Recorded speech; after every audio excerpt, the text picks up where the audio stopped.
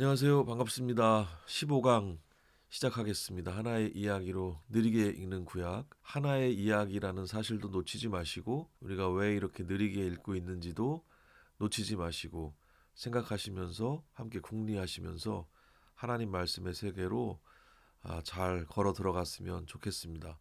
오늘은 출애굽기 19장과 20장을 읽을 건데요. 독수리 날개에서 10계명의 언약으로 라는 제목이 충분히 이해될 만한 그런 내용이 되겠습니다.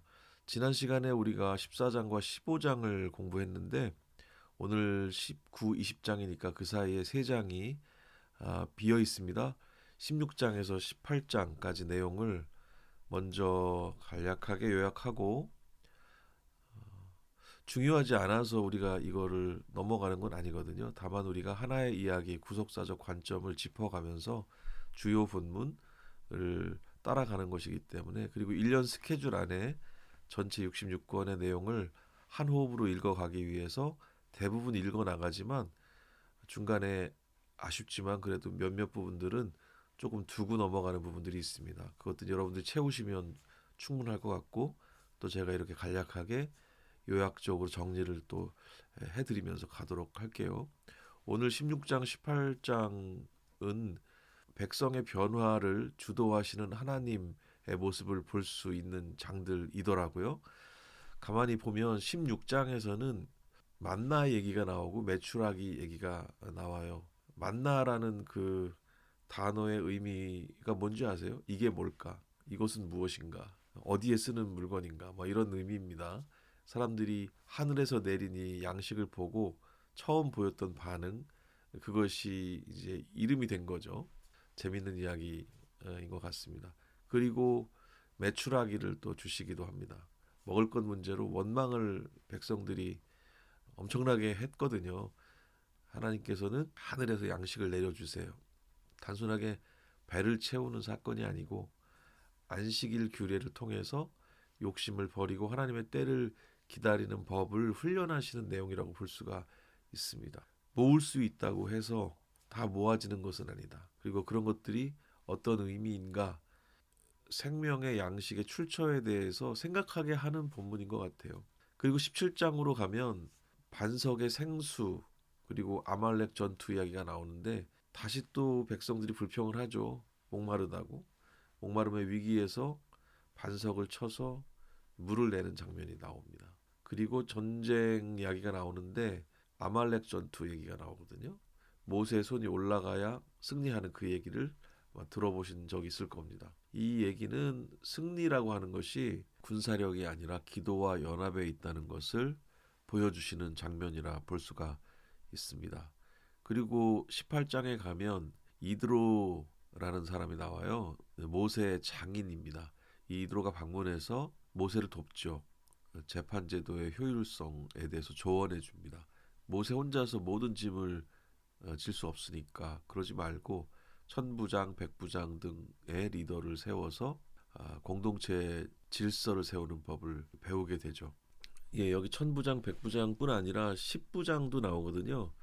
저는 이전에 이 십부장하고 우리가 보통 노동 현장에서 쓰는 십장이랑 그 같은 말이 아닌가 하는 생각을 했었거든요. 근데 좀 다릅니다. 10명이라는 의미는 같은데 그 한자어도 달라요. 그 노동 현장에서 쓰는 그 십에는 그 열십이 아니라 그 옆에 사람 인자를 붙입니다. 그래서 10명을 한 단위로 이렇게 표시하는 그런 단어로 알고 있는데요.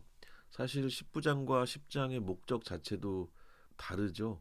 그러니까 출애굽기에 나오는 십부장이라는 것은 지금 우리가 본문에서 확인할 수 있는 것처럼 뭐랄까 그러니까 공의와 돌봄이 목적이라고 한다면 우리가 말하는 그 십장이라고 하는 것은 효율적인 감시 체계랄까요? 뭐 그런 쪽에 더 가깝습니다.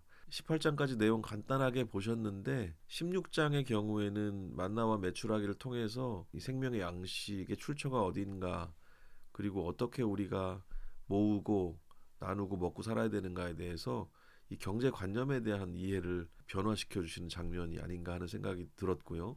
또 17장은 생수를 마시고 또 전투를 하고 이런 뭐 이야기가 나오는데 승리의 주관자가 누구이신가 이것을 정확하게 이해하게 해주는 우리 생각이 잘못된 데가 있다면 변화하게 해주는 그런 내용이라고 생각이 들었습니다.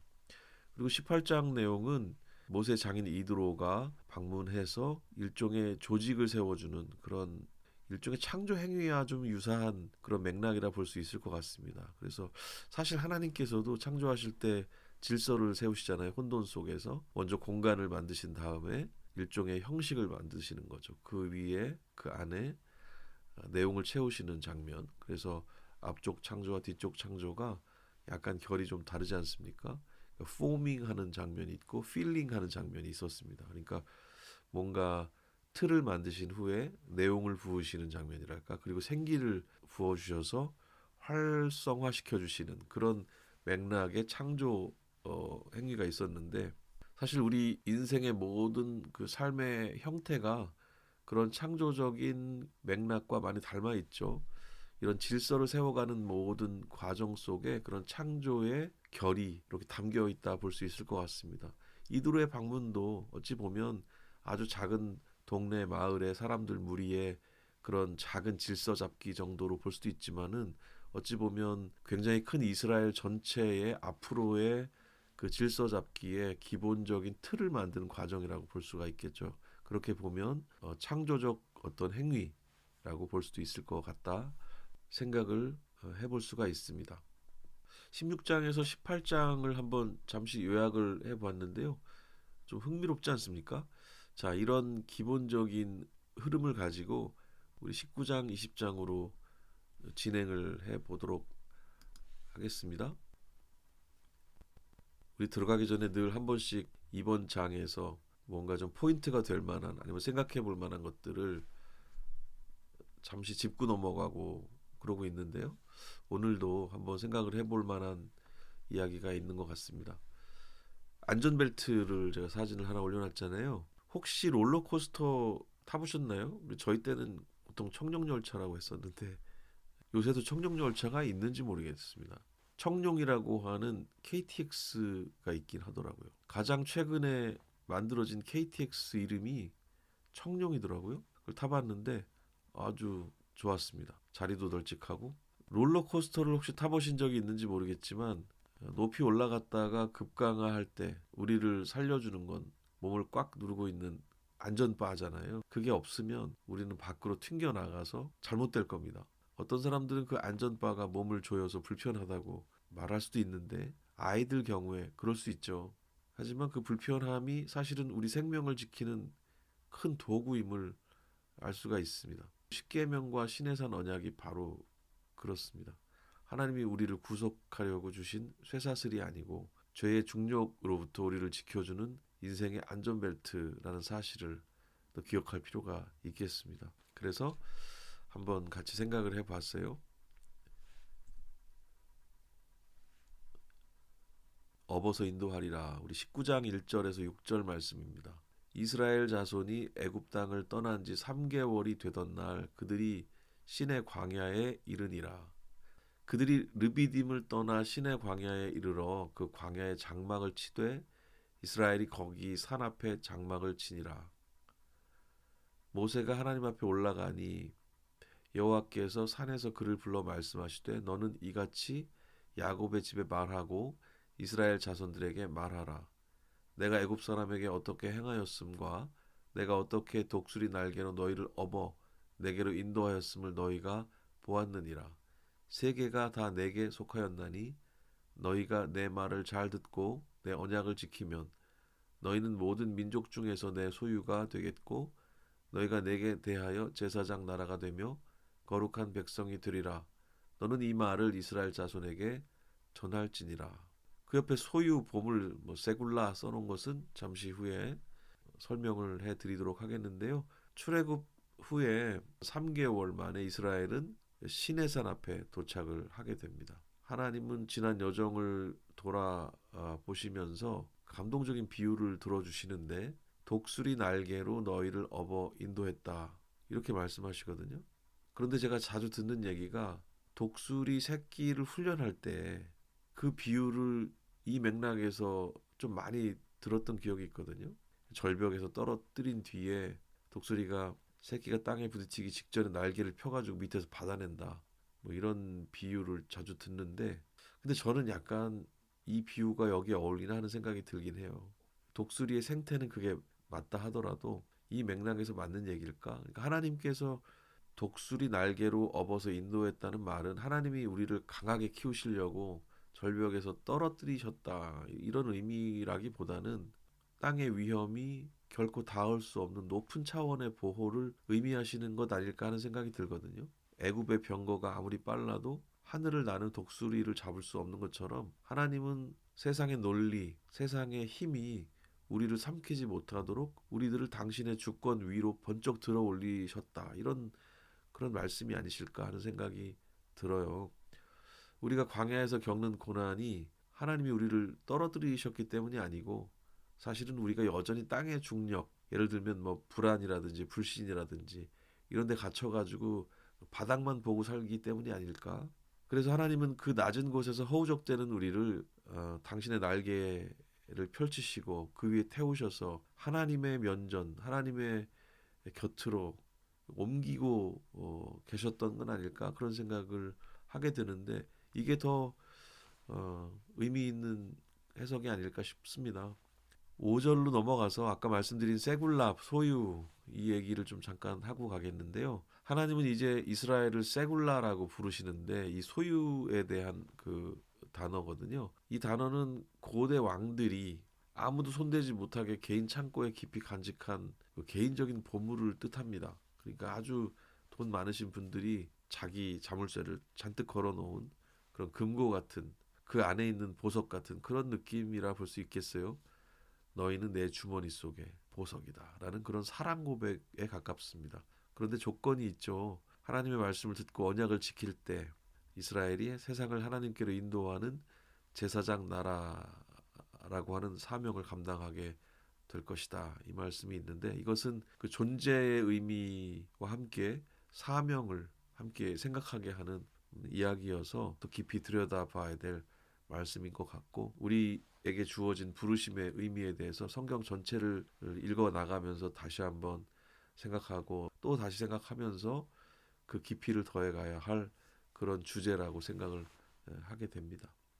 이스라엘이 갖고 있는 그런 좀 못난 모습들하고 자꾸 그 일체감 같은 걸 제가 자주 느껴서 그런지 가끔은 이스라엘을 우리라고 표현할 때가 있고요. 근데 실제 정체성이 사실 그렇죠. 우리를 이스라엘로 부르셨으니까 뭐 혈통의 이스라엘은 아니지만 믿음의 어떤 흐름 안에서 이스라엘로 또 교회로 부름을 입은 사람들이니까 우리라고 표현해도 크게 틀린 말이 아니다. 오히려 맞는 말이다. 네, 이렇게 생각을 해볼 수 있겠습니다. 7절에서 12절 내용으로 넘어가겠습니다. 모세가 내려와서 백성의 장로들을 불러 여호와께서 자기에게 명령하신 그 모든 말씀을 그들 앞에 진술하니 백성이 일제히 응답하여 이르되 여호와께서 명령하신 대로 우리가 다 행하리이다. 모세가 백성의 말을 여호와께 전하매 여호와께서 모세에게 이르시되 내가 빽빽한 구름 가운데서 내게 임함은 내가 너와 말하는 것을 백성들이 듣게 하며 또한 너를 영영히 믿게 하려 함이니라. 모세가 백성의 말을 여호와께 아뢰었으므로 여호와께서 모세에게 이르시되 너는 백성에게로 가서 오늘과 내일 그들을 성결하게 하며 그들에게 옷을 빨게 하고 준비하게 하여 셋째 날을 기다리게 하라. 이는 셋째 날에 나 여호와가 온 백성의 목전에서 시내산에 강림할 것임이니 너는 백성을 위하여 주위의 경계를 정하고 이르기를 너희는 삼가 산에 오르거나 그 경계를 침범하지 말지니 산을 침범하는 자는 반드시 죽임을 당할 것이라. 백성들은 기쁘게 다 행하겠습니다라고 서약을 하고 있죠. 이제 본격적인 언약 예식이 시작이 되는데 하나님은 기다림 그리고 준비를 명하십니다. 옷을 빨라고 하는 말씀이 나오는데 단순히 위생의 문제라고 보기 어렵고 마음의 태도를 정결하게 하라고 하는 그런 상징으로 볼 수 있습니다. 왕 중에 왕을 만나는데 어제 입던 그 노예의 옷, 또 죄의 얼룩이 묻은 그 옷을 성의 없이 마음 없이 입고 나갈 수는 없잖아요. 그런데 산 주위에 경계를 치라고 하세요. 넘으면 죽는다고 경고를 하십니다. 왜 이렇게 조금 무섭게 하시는 걸까요? 하나님은 거룩, 카도시 그 자체이기 때문입니다. 여기에 제가 거룩이란 단어를 써놨는데요. 그래서 이 카도시라는 말이 우리 주변에서 자주 들릴 겁니다. 그래서 어떤 합창단 이름이기도 하고 어떤 모임 이름이기도 하고 그런데요. 이 거룩 자체이신 하나님에 대해서 이해할 수 있도록 돕고 있는 본문이 되겠습니다. 어둠이 빛 앞에 서면은 사라지는 것처럼 죄가 거룩 앞에 서면 소멸이 되지요. 경계를 정하신 것은 백성을 멀리하기 위해서가 아니고 준비되지 않은 채로 거룩에 노출돼서 죽지 않도록 보호하시려고 하는 하나님의 그 배려라고 볼 수가 있습니다. 우리는 이 배려를 에덴 동산에서 보았습니다. 하나님께서 아담과 하와를 에덴 밖으로 격리시키시잖아요. 저는 격리란 표현이 더 옳다고 생각하는데 왜 그렇습니까? 생명나무를 먹고 영생을 하는 게 중요하지만 어떤 상태로 영생을 누릴 것이냐 그 부분이 굉장히 중요한 거니까요. 죄를 지닌 채로 영생을 한다는 것은 그것은 축복이 아니라 저주일 수 있잖아요. 그래서 하나님께서는 우리에게 복을 주시기 위해서 우리가 온전히 회복된 채로 죄를 다 없이 한 후에 생명나무 열매를 다시 먹을 수 있도록 그렇게 배려를 하시는 것으로 볼 수 있습니다. 지금 이 장면도 그 하나님의 성품이 그대로 드러나는 장면이라고 볼 수 있고 제가 이전에 간혹 말씀드리고 있는 그 점에 대한 거 있잖아요. 점들이 모여서 선을 이룬다. 이런 하나님의 성품들이 유사한 성품들이 발견될 때마다 잘 기억해 두셨다가 나중에 그것들이 선으로 이어져서 우리의 깊은 이해를 돕는 상황이 된다는 것을 기억하시고 그 즐거움을 함께 누리실 수 있으면 좋겠습니다. 19장 13절에서 18절 말씀입니다. 그런 자에게는 손을 대지 말고 돌로 쳐 죽이거나 화살로 쏘아 죽여야 하리니 짐승이나 사람을 막론하고 살아남지 못하리라 하고 나팔소리가 길게 울려 퍼질 때에 산 앞에 이를 것이니라 하라. 모세가 산에서 내려와 백성에게 이르러 백성을 성결하게 하니 그들이 자기 옷을 빨더라. 모세가 백성에게 이르되 준비하여 셋째 날을 기다리고 여인을 가까이 하지 말라 하니라. 셋째 날 아침에 우레와 번개와 빽빽한 구름이 산 위에 있고 나팔소리가 매우 크게 들리니 진중에 있는 모든 백성이 다 떨더라. 모세가 하나님을 맞으려고 백성을 거느리고 진에서 나오매 그들이 산 기슭에 서 있는데 시내산의 연기가 자욱하니 여호와께서 불 가운데서 거기 강림하심이라. 그 연기가 옹기가마 연기같이 떠오르고 온 산이 크게 진동하며 드디어 약속된 셋째 날 아침이 되었습니다. 상상해 보세요. 갑자기 하늘이 어두워지면서 천둥과 번개가 산을 뒤덮습니다. 그리고 귀를 찢는 듯한 나팔 소리가 들려옵니다. 산 전체가 마치 거대한 가마솥처럼 연기를 내뿜으면서 흔들립니다. 마치 어떤 영화의 한 장면 같죠. 이스라엘 백성들은 사시나무 떨듯이 떨었습니다. 이것은 단순한 자연 현상이라고 보기 어렵죠. 여호와의 나타나심, 현현, 그리스 말로는 테오파니라는 용어가 있어요. 그래서 하나님의 현현 이렇게 얘기하는데 이것은 사실은 히브리어로는 한 단어가 정해져 있진 않습니다. 제가 적어놨는데 말에 아도나이 이렇게 표현을 합니다. 하나님 여호와께서 나타나셨다 이런 의미인데요. 지금 하나님의 현현의 장면을 우리가 읽고 있는 겁니다.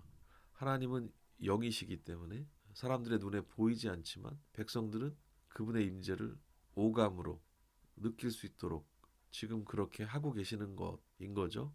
내가 지금 너희와 함께 있다. 나는 너희가 가볍게 대할 대상이 아니라 온 우주의 통치자다라는 사실을 분명하게 느끼게 하시는 장엄한 예식이다. 이렇게 볼 수 있을 것 같습니다. 이제 20장으로 갑니다. 1절에서 6절. 하나님이 이 모든 말씀으로 말씀하여 이르시되 나는 너를 애굽 땅 종되었던 집에서 인도하여 낸 내 하나님 여호와니라. 너는 나 외에는 다른 신들을 내게 두지 말라. 너는 너를 위하여 새긴 우상을 만들지 말고 또 위로 하늘에 있는 것이나 아래로 땅에 있는 것이나 땅 아래 물속에 있는 것에 어떤 형상도 만들지 말며 그것들에게 절하지 말며 그것들을 섬기지 말라. 나 네 하나님 여호와는 질투하는 하나님인즉 나를 미워하는 자의 죄를 갚되 아버지로부터 아들에게로 3, 4대까지 이르게 하거니와 나를 사랑하고 내 계명을 지키는 자에게는 천대까지 은혜를 베푸느니라. 십계명을 주시기 전에 하나님은 가장 중요한 선포를 하세요. 나는 너를 인도하여 낸 여호와다. 여러분, 이 말이 왜 중요할까요? 십계명은 구원을 받기 위해서 지켜야 될 성적표가 아니기 때문이에요. 이미 구원받은 자녀에게 너희가 내 자녀답게 행복하게 살려면 이렇게 해야 한다라고 주시는 삶의 가이드라고 볼 수 있습니다. 얼마 전에 우리 교회에서 만들었던 교회 다큐가 있었죠. 그 교회 다큐를 보다가 어떤 집사님의 한마디가 참 멋있었어요. 이런 말씀이셨는데, 예수 믿는 사람이 그렇게 살면 되겠습니까? 뭐 이런 맥락의 말씀이셨어요. 짧은 이야기였고 스치듯 지나간 말씀이었지만 그 말씀이 구원받은 자, 은혜를 아는 자답게 살아야지요라는 아주 성숙한 신앙의 고백이라고 할 수 있거든요. 그 고백을 자신의 삶의 현장에서 담담히 해주시는 모습이 참 인상적이었습니다. 이제 좀 이어가 볼게요. 1계명과 2계명이 나오죠. 하나님과의 관계를 여기서 다루고 있습니다. 하나님 외에 다른 신을 두지 말고 하나님을 어떤 물건이나 형상에 가두지 말라고 말씀하세요. 특히 여기 질투하시는 하나님이라는 표현이 나오는데 이 말은 무서운 말이라기보다는 오직 이스라엘만 사랑하겠다는 하나님의 뜨거운 열정, 그 사랑의 크기를 의미한다고 볼 수 있습니다. 이렇게 자주 하나님이 사람처럼 묘사가 되긴 하는데 이것은 의인화 기법이라고 봐야 되겠죠. 그래서 우리가 더 잘 이해할 수 있도록 이 상황들을 우리의 이해 방식으로 이해할 수 있도록 번역해주는 그런 의미로 보셔야 할 것 같습니다. 질투가 가지는 그런 좀 부정적인 뉘앙스를 하나님께 같이 옮겨 붙이면 안 되는 맥락이죠. 하나님은 우리가 다른 엉뚱한 우상에게 마음을 뺏겨서 인생을 망치는 것을 견디지 못하실 정도로 우리를 사랑하신다. 그렇게 이해를 하시면 좋겠습니다. 이어갑니다. 7절에서 11절이에요. 너는 네 하나님 여호와의 이름을 망령되게 부르지 말라. 여호와는 그의 이름을 망령되게 부르는 자를 죄 없는 줄로 인정하지 아니하리라. 안식일을 기억하여 거룩하게 지키라. 엿새 동안은 힘써 네 모든 일을 행할 것이나 일곱째 날은 네 하나님 여호와의 안식일인즉 너나 네 아들이나 네 딸이나 네 남종이나 네 여종이나 네 가축이나 내 문 안에 머무는 객이라도 아무 일도 하지 말라. 이는 엿새 동안에 나 여호와가 하늘과 땅과 바다와 그 가운데 모든 것을 만들고 일곱째 날에 쉬었음이라. 그러므로 나 여호와가 안식일을 복되게 하여 그날을 거룩하게 하였느니라. 이제 세 번째 계명이 나오는데요. 하나님의 이름을 망령되게 부르지 말라 이렇게 말씀하세요. 이건 욕하지 말라고 하는 수준을 넘어서 내 욕심을 채우려고 하나님의 이름을 이용하는 모든 행위를 금하시는 겁니다. 사실 기복신앙이나 거짓 맹세나 이런 것들이 여기에 해당을 한다 볼 수 있어요. 우리 삶에도 한번 적용해 보고 주의할 필요가 있는 그런 대목인 것 같습니다. 그리고 네 번째 계명은 안식일에 관한 계명입니다. 노예는 쉴 수가 없습니다. 죽을 때까지 일을 해야 되죠. 하지만 하나님의 백성은 쉽니다. 왜일까요? 내 인생은 내가 죽어라 이래서 먹고 사는 게 아니고 하나님의 공급하심으로 산다는 신앙 고백을 하는 날이기 때문이에요. 특히 가축과 종까지 쉬게 하라는 말씀은 안식이라고 하는 것이 나 혼자만의 특권이 아니고 모든 생명이 누려야 될 하나님의 공의라는 것을 보여줍니다. 그러니까 나는 많은 것들을 갖고 있기 때문에 내 재산이 이만큼 있고 창고가 채워져 있기 때문에 이제 쉴 여유가 돼. 그래서 나는 이제 쉴 수 있어라는 그런 쉼이 아니라는 거죠. 이 안식이라 하는 것은 많은 자나 적은 자나 부족한 자나 자유인이나 그렇지 못한 자나 누구든지 쉬어야 할 날임을 보여주고 그것이 하나님의 공의임을 보여준다고 하는 사실입니다. 안식일은 우리가 일의 노예가 아니다라는 사실을 선포하는 자유의 날이에요. 20장 12절에서 17절입니다. 네 부모를 공경하라 그리하면 네 하나님 여호와가 내게 준 땅에서 네 생명이 길리라. 살인하지 말라. 간음하지 말라. 도둑질하지 말라. 내 이웃에 대하여 거짓 증거하지 말라. 내 이웃의 집을 탐내지 말라.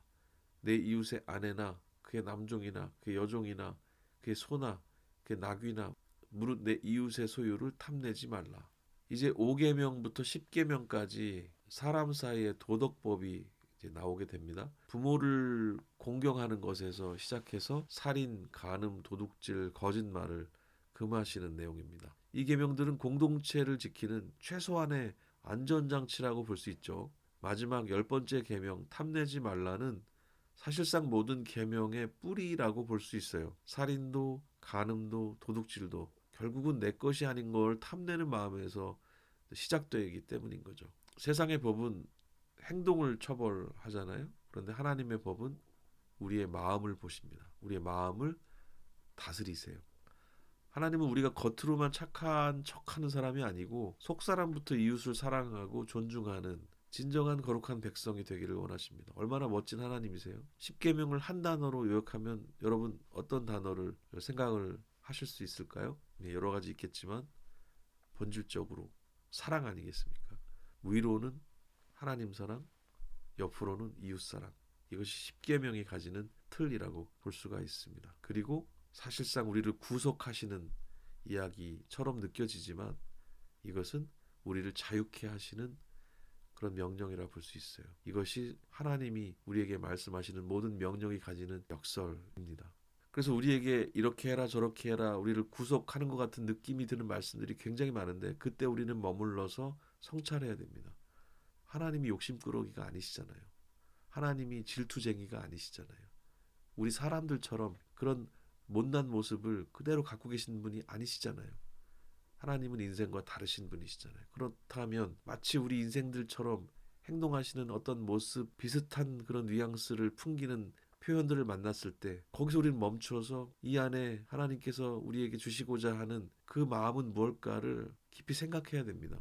너무 바빠가지고 우리가 진도 나가는데 급급해서 성경도 그렇게 읽으시기보다는 물론 빠르게 읽는 게 중요해서 우리가 빠르게 읽기도 하고 있지만 너무 간략하게 몇 문장으로 자꾸 정리하려고 하고 요절을 뽑아서 가슴에 품고 다니려고 하고 하는 마음들은 어찌 보면 우리의 욕망의 발현인 거지 하나님이 원하시는 삶의 방식은 아닐 수도 있어요. 그러니까 성경을 좀 포괄적으로 총체적으로 읽어낼 필요가 있습니다. 우리가 사실 그 작업을 지금 같이 하고 있는 것이고요.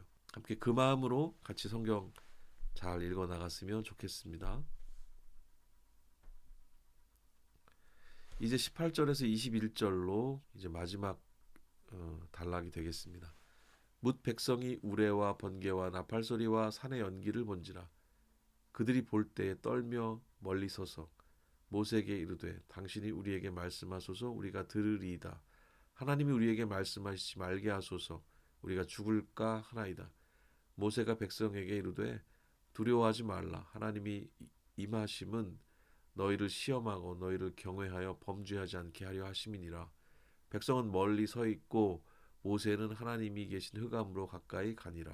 십계명이 선포가 되었고 백성들은 이 압도적인 위험 앞에 엎드립니다. 너무 무섭습니다. 이것이 그 반응이었어요.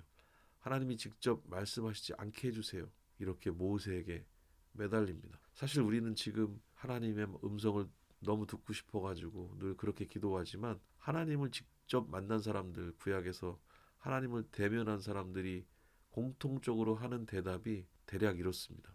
나로 죽게 되었도다. 나의 새 끝장났다. 너무 무서워요. 이런 반응들이거든요. 여기서 우리는 중보자의 중요성을 발견하게 되죠. 죄인인 인간은 거룩하신 하나님 앞에 직접 서기에는 연약합니다. 그래서 모세 같은 중보자가 필요했고 훗날 우리에게는 완벽한 중보자이신 예수 그리스도가 오시게 되죠. 그래서 우리가 하나님 앞에 담대히 설 수 있게 된 것이죠. 모세는 이렇게 말해요. 두려워하지 마라. 하나님이 오신 것은 너희를 경외하게 하려 합니다. 경외라는 말 여기 이으라라고 되어 있는데요. 우리말 뭐 이어라 이게 아니고 발음입니다.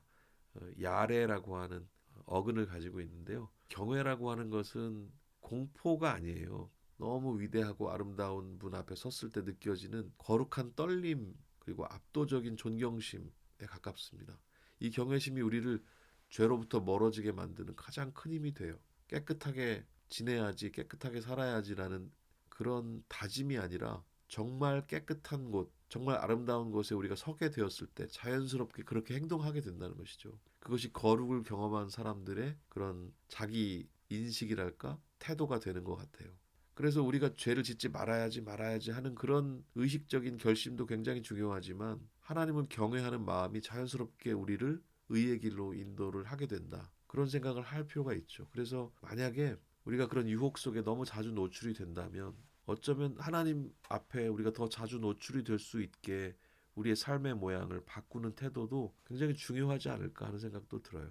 모쪼록 이 성경 공부하는 시간이 그런 하나님을 경외하는 시간이 되셨으면 좋겠습니다. 그래서 우리의 삶의 자리를 더욱더 건강하고 하나님의 백성답게 살아가도록 돕는 그런 생각나게 하는 역할을 하는 시간이 되기를 기도하는 마음입니다. 이 경외라고 하는 단어는 예배라고 번역된 우리말 단어의 본래 어원으로 드러나는 경우가 굉장히 많습니다. 그리고 성경을 보면은 경외라고 하는 말은 하나님과의 친밀함과 직접적으로 연결되기도 해요. 그리고 경건의 삶과도 또 연결이 돼요.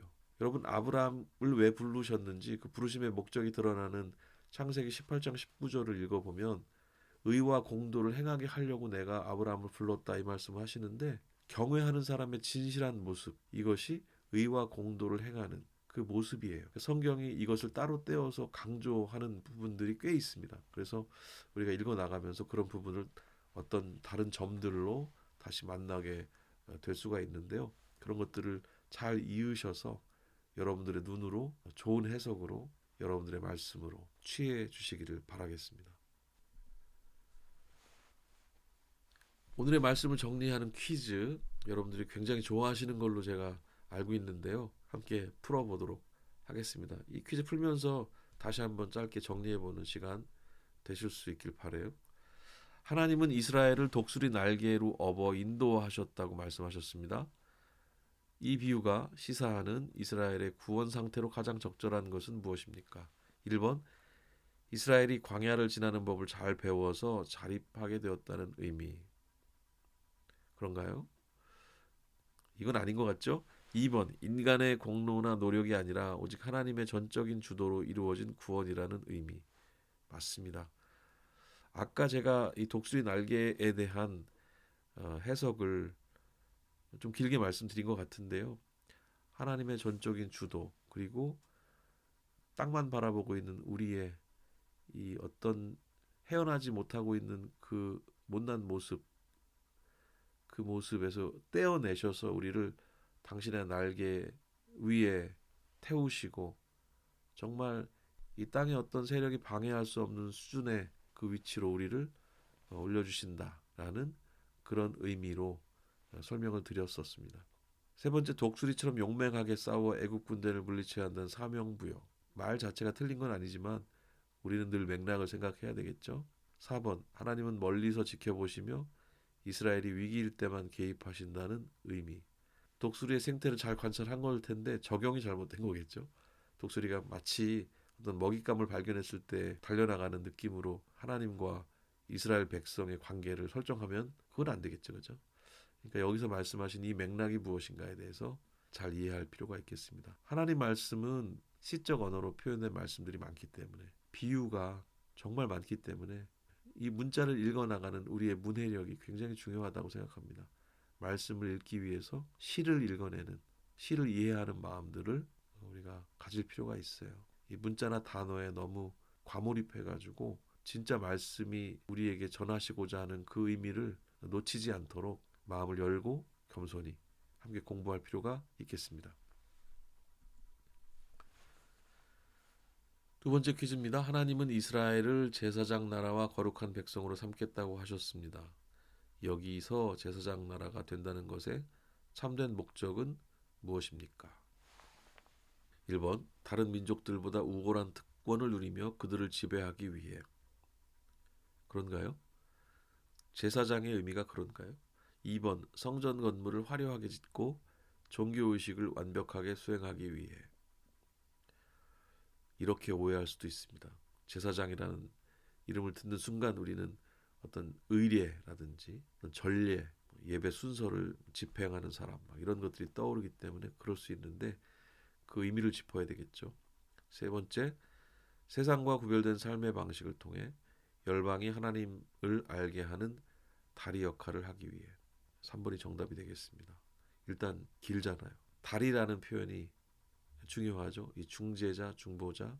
네 번째, 이스라엘만 복을 받고 다른 나라는 심판받게 하기 위해서 하나님이 이스라엘을 제사장 나라라고 일컬으시고 거룩한 백성으로 삼겠다고 하셨을까요? 그건 아니겠죠. 제10계명인 내 이웃의 것을 탐내지 말라는 다른 계명들, 살인, 가늠, 도둑질 등과 구별되는 독특한 특징이 있습니다. 그것은 무엇입니까? 아까 잠시 언급해드린 적 있죠? 정답이 너무 일찍 나온 것 같습니다. 그렇죠? 구체적인 행동이 아니고 마음의 동기를 다루고 있다는 거죠. 정답 티가 나지 않습니까? 괄호에 뭐 영어 단어도 집어넣어 놓고 막 그랬습니다. 그러니까 여러분 제가 이렇게 티를 내니까요. 이 문제를 대하실 때 너무 두려워하지 마시고 평안 가운데 여러분들 평가하고자 하는 게 아니고 이 문제의 목적은 우리가 함께 즐겁게 내용을 정리하고 숙지하자 그리고 잘 마무리하자라고 하는 의미의 퀴즈인 거잖아요. 그러니까 퀴즈의 성격이 다릅니다. 하나님이 우리에게 내리시는 명령의 성격이 우리가 군대에서 듣는 명령과는 다른 것처럼 그렇게 이해를 아름답게 해주시면 좋겠습니다. 그리고 남은 문항들도 읽어볼게요. 오직 제사장들만이 지켜야 하는 특별한 계명이다. 그렇지 않죠. 어겨도 이 세상 법정에서 처벌받지 않는 가벼운 계명이다. 이 3번 문항이 좀 사실 좀 교묘하죠. 이 탐내는 거 가지고 이 세상 법정에서 정죄를 하진 않습니다.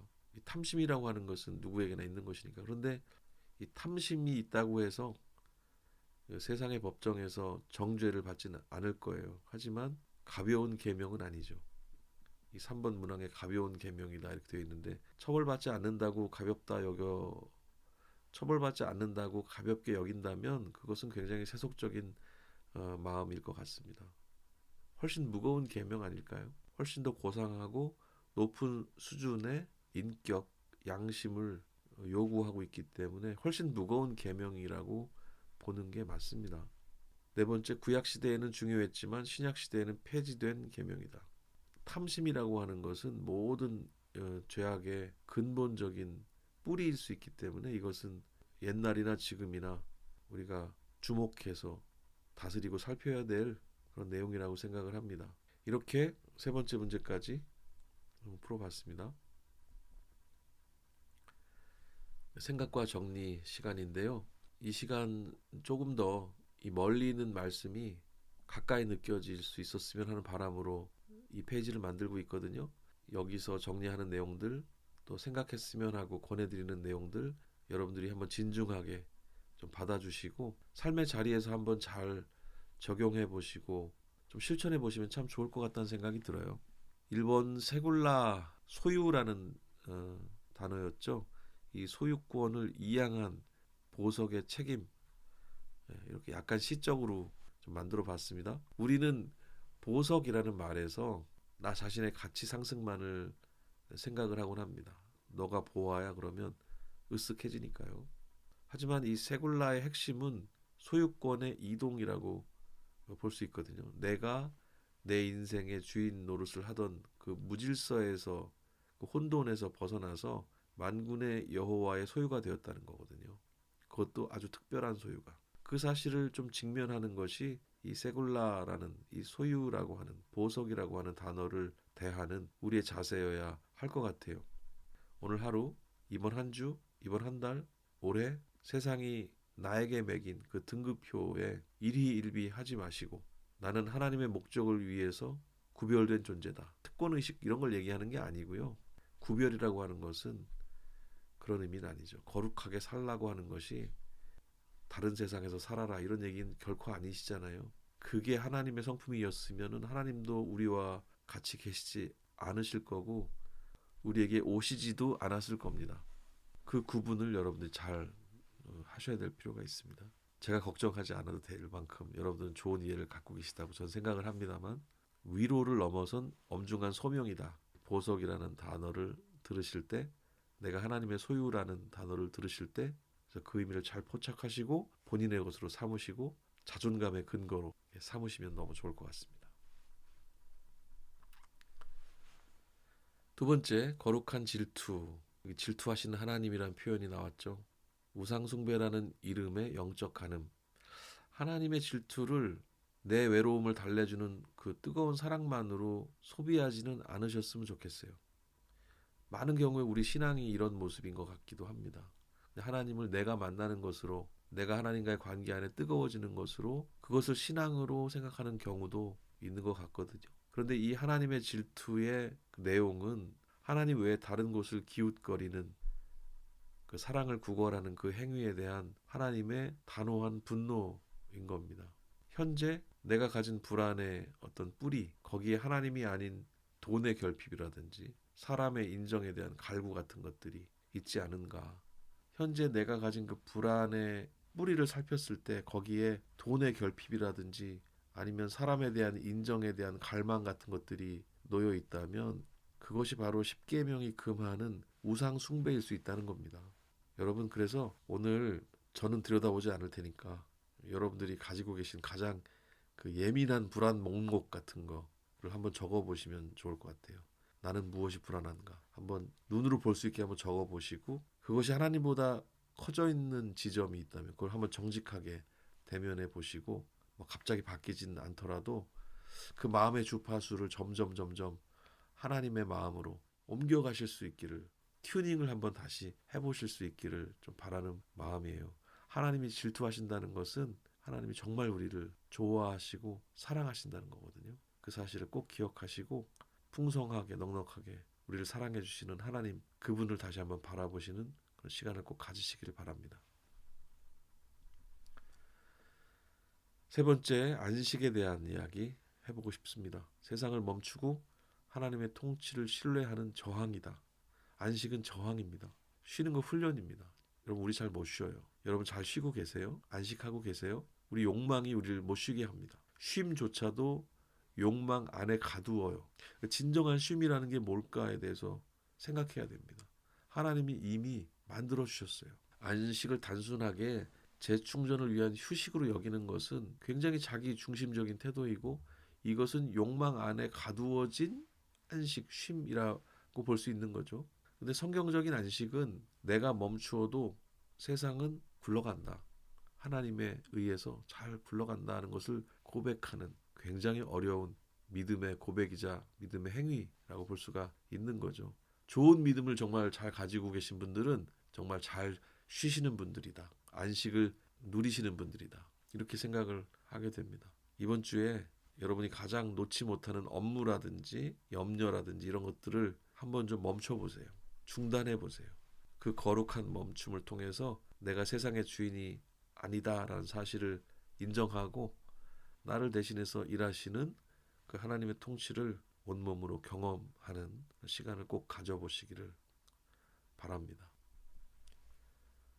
하나의 이야기로 느리게 읽는 구약, 정말 우리가 느리게 읽고 있습니다. 생각을 하면서 읽으면 느릴 수밖에 없어요. 그러니까 느리게 읽는 구약이라는 말은 생각하면서 읽는 구약, 이렇게 이해할 수 있는 이름인 것 같습니다. 오늘 15번째 시간이었고요. 출애굽기 19장과 20장 독수리 날개 이야기부터 십계명까지 한번 살펴봤습니다.